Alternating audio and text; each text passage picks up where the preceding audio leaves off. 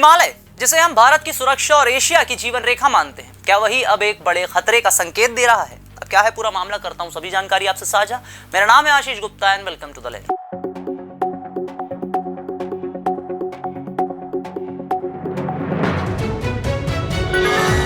26 अगस्त 2026 को नेपाल चीन सीमा के पास हुई भीषण बाढ़ ने एक बार फिर दुनिया का ध्यान हिमालय की तरफ खींच दिया। लाइभ यो चाहिँ है गाइस, यस्तो लाइभ छ। ओहो, पुरा ड्याम फुटेर आयो पुरा।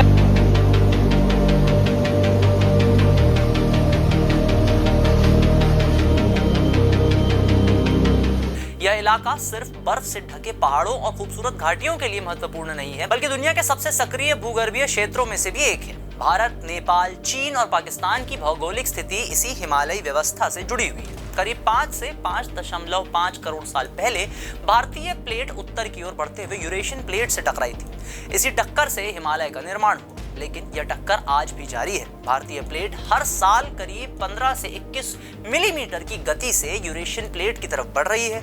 यही कारण है कि हिमालय आज भी लगातार ऊपर उठ रहा है। जी, आपने ठीक सुना, हिमालय आज भी ऊपर की तरफ उठ रहा है और इसके नीचे चट्टानों में तनाव जमा होता रहता है। इस पूरे क्षेत्र में भारत के जम्मू कश्मीर और लद्दाख से लेकर हिमाचल प्रदेश, उत्तराखंड, सिक्किम और अरुणाचल प्रदेश, फिर नेपाल और चीन के तिब्बती पठार तक भूगर्भीय गतिविधियां देखने को मिलती हैं। पश्चिम में पाकिस्तान का काराकोरम भी इसी बड़े भूगर्भीय सिस्टम का हिस्सा है। इसीलिए हिमालय को केवल एक पर्वत श्रृंखला समझना सही नहीं होगा। यह एक ऐसी जीवित भूगर्भीय व्यवस्था है जो लाखों साल से बदल रही है और जिसका असर पहाड़ों से लेकर नदियों, खेती, जल विद्युत, शहरों और करोड़ों लोगों के जीवन तक पहुंचता है। बुधवार यानी 26 अगस्त की सुबह करीब 8:37 पर नेपाल चीन सीमा के पास तेज झटके महसूस किए गए। स्थानीय लोगों और अधिकारियों को शुरुआत में लगा कि भूकंप आया है। अमेरिकी भूवैज्ञानिक सर्वेक्षण यानी कि USGS ने भी शुरुआती तौर पर इसे करीब 4.4 तीव्रता का भूकंप बताया, लेकिन कुछ घंटों बाद तस्वीर पूरी तरह से बदल गई। सैटेलाइट तस्वीरों और सिस्मिक डेटा के अध्ययन से सामने आया कि असल में करीब 5200 मीटर की ऊंचाई पर मौजूद एक ऊंचे ग्लेशियर का निचला हिस्सा अचानक टूटकर करीब 1200 मीटर नीचे घाटी में गिर गया। बर्फ के साथ भारी मात्रा में चट्टान मलबा भी नीचे आया। यह पूरा मलबा होला यानी कि लेंदे होला नदी में जा गिरा। यह नदी बोटे कोशी की सहायक नदी है और चीन से निकलकर नेपाल में प्रवेश करती है। मलबे ने नदी को कुछ समय के लिए अवरुद्ध कर दिया यानी रोक दिया और वहां एक प्राकृतिक बांध जैसा बन गया। इसके पीछे पानी जमा होता गया और जब यह प्राकृतिक बांध टूटा तो पानी, मिट्टी, बर्फ और चट्टानों की एक तेज दीवार घाटी की तरफ बह निकली। इसी ने कुछ ही समय में भारी फ्लैश फ्लड और डेब्री फ्लो का रूप ले लिया। झटका इतना तेज था कि USGS के बाद के विश्लेषण में इसे करीब 5.2 तीव्रता के भूकंप के बराबर सिस्मिक सिग्नल के रूप में दर्ज किया गया। यानी इस मामले में भूकंप पहले नहीं आया, उल्टा ग्लेशियर और भारी मलबे के अचानक गिरने से धरती में ऐसा कंपन पैदा हुआ जिसे शुरुआती तौर पर भूकंप समझ लिया गया। इस बाढ़ का असर रसुआ जिले के रसुआगढ़ी, तिमूरे और स्याफ्रुबेसी से आगे बोटेकोशी और त्रिशूली नदी प्रणाली तक पहुंचा। जल स्तर बहुत तेजी से बढ़ा और पुल, सड़क, बाजार, बस्तियां और जल विद्युत ढांचे इसकी चपेट में आ गए। यह घटना बताती है कि हिमालय में खतरा हमेशा भूकंप के रूप में ही नहीं आता। कभी कभी पहाड़ का एक हिस्सा टूटना भी हजारों लोगों के लिए विनाशकारी आपदा बन सकता है। इस पूरी कहानी में क्लाइमेट चेंज यानी कि जलवायु परिवर्तन का पहलू भी बेहद महत्वपूर्ण है। हिंदू कुश हिमालय क्षेत्र में 1980 से 2020 के बीच तापमान बढ़ने की दर करीब 0.2 से 0.3 डिग्री सेल्सियस प्रति दशक बताई गई है। यह सुनने में बहुत छोटा आंकड़ा लगता है, लेकिन अगर इसको साइंटिफिक डेटा के एनालिसिस से देखा जाए तो ये काफी बड़ा बदलाव है।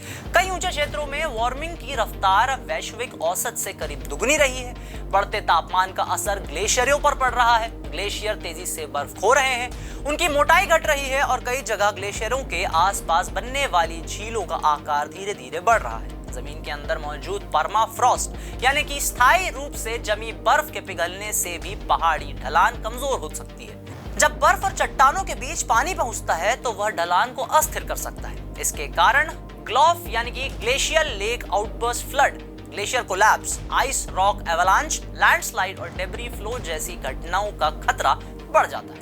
नेपाल में 1985 का डिग शोग्लॉफ 2021 की मिलामची बाढ़ और 2024 का थामे ग्लॉफ इस खतरे का उदाहरण है। भारत में 2013 की चोराबारी घटना, 2021 का चमोली रॉक आइस एवलांच और 2023 का साउथ होनाक ग्लॉफ भी इसी तरह के खतरों को दिखाते हैं।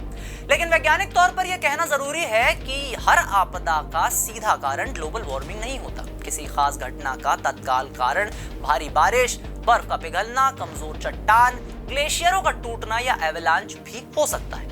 2026 की घटना में तत्काल प्रक्रिया आइस रॉक एवलांच और डेब्री फ्लड बताई जा रही है, जबकि क्लाइमेट चेंज ने ग्लेशियर की दीर्घकालीन स्थिरता पर क्या असर डाला है, इसकी जांच अभी जारी है। यानी वार्मिंग को यहाँ एक लंबे समय से बढ़ते जोखिम के रूप में समझना चाहिए, न कि हर घटना का एकमात्र कारण। भारत, चीन, नेपाल और पाकिस्तान में इसका असर अलग अलग रूप में सामने आ सकता है। कहीं बाढ़ और भूस्खलन, कहीं पानी की कमी, कहीं खेती और हाइड्रो पावर प्रोजेक्ट्स पर दबाव और कहीं सीमा क्षेत्रों में इंफ्रास्ट्रक्चरल डैमेज या नुकसान। हिमालय सिर्फ प्राकृतिक सीमा नहीं है, यह भारत, चीन, नेपाल और पाकिस्तान के लिए रणनीतिक क्षेत्र भी है। इन देशों की कई महत्वपूर्ण नदियां और जल संसाधन ग्लेशियरों और हिमालयी बर्फ से जुड़े हैं। चीन के तिब्बती पठार में होने वाला कोई बड़ा ग्लेशियर कोलैप्स या नदी अवरोध, नदी में ऑब्स्ट्रक्शन, नेपाल और फिर भारत तक इसका असर हो सकता है, आ सकता है। इसी तरह पाकिस्तान में काराकोरम और सिंधु नदी प्रणाली ग्लेशियर और बर्फ के बदलाव से प्रभावित हो सकती है। ऐसे में भविष्य में पानी, हाइड्रो पावर, सीमा मार्ग, व्यापार और डिजास्टर मैनेजमेंट महत्वपूर्ण भू राजनीतिक मुद्दे भी बन सकते हैं। अगर किसी आपदा के दौरान एक देश के पास नदी के जल स्तर, ग्लेशियर या संभावित बाढ़ की जानकारी पहले पहुंचती है और दूसरे देश तक देर से पहुंचती है, तो नुकसान बढ़ सकता है। इसीलिए भारत, चीन, नेपाल, पाकिस्तान के बीच real time river data, satellite information और अर्ली वार्निंग अलर्ट साझा करना बेहद जरूरी है। यह किसी एक देश की जिम्मेदारी नहीं है, क्योंकि पानी और मलबा राजनीतिक सीमाओं को नहीं मानता। हालांकि किसी एक प्राकृतिक आपदा को सीधे राजनीतिक तनाव से जोड़ना भी सही नहीं होगा, लेकिन ऐसी घटनाएं यह जरूर दिखाती हैं कि हिमालय देशों के बीच वैज्ञानिक और आपदा प्रबंधन सहयोग आने वाले समय में और महत्वपूर्ण होने वाला है। भारत के लिए हिमालय में पड़ते इन खतरों का असर बहुत दूर तक जा सकता है। जम्मू कश्मीर और लद्दाख में ग्लेशियर, भूस्खलन और भूकंपीय गतिविधि चिंता का विषय है। हिमाचल प्रदेश और उत्तराखंड में ऊंची ढलानें, नदियां, सड़कें और जल विद्युत परियोजनाएं संवेदनशील हैं। सिक्किम और अरुणाचल प्रदेश में ग्लेशियर, भारी बारिश और भूस्खलन मिलकर अचानक बड़ी आपदा पैदा कर सकते हैं। इसके बाद यही नदी प्रणालियां उत्तर भारत के मैदानों तक पहुंचती हैं, जहां अचानक बढ़ा जल स्तर खेती, गांव, शहरों और इंफ्रास्ट्रक्चर को प्रभावित कर सकता है। इसीलिए अब सिर्फ आपदा के बाद राहत पहुंचाना पर्याप्त नहीं होगा। ISRO ने इसरो और अन्य वैज्ञानिक संस्थाओं के सैटेलाइट डेटा से ग्लेशियर और ग्लेशियल लेक्स की लगातार निगरानी, seismic monitoring, river level sensor और खतरनाक ढलानों की पहचान बहुत जरूरी है। नेपाल, चीन और पाकिस्तान के साथ cross border early warning system और रियल टाइम डेटा शेयरिंग को मजबूत करना भी उतना ही जरूरी है। 26 अगस्त 2026 की घटना ने एक बड़ा सवाल भी सामने रखा है। जब हिमालय में अगली बार कोई ग्लेशियर टूटे, कोई नदी अचानक रुके या पहाड़ का कोई हिस्सा नीचे आए, तो क्या हमारे पास लोगों को खतरे से पहले चेतावनी देने का पर्याप्त समय होगा? क्योंकि हिमालय सिर्फ बदल नहीं रहा है, वह लगातार सक्रिय है। चुनौती अब यह है कि हम उसके बदलाव को कितनी जल्दी समझते हैं और उस समझ को कितनी जल्दी लोगों की सुरक्षा में बदल पाते हैं। तो ये थे नेपाल में आए भारी फ्लैश फ्लड के ऊपर विस्तृत डिटेल रिपोर्ट खबर। आपको वीडियो अगर पसंद आई हो तो इसे लाइक करें, शेयर करें, चैनल को फॉलो और सब्सक्राइब करना ना भूलें। धन्यवाद।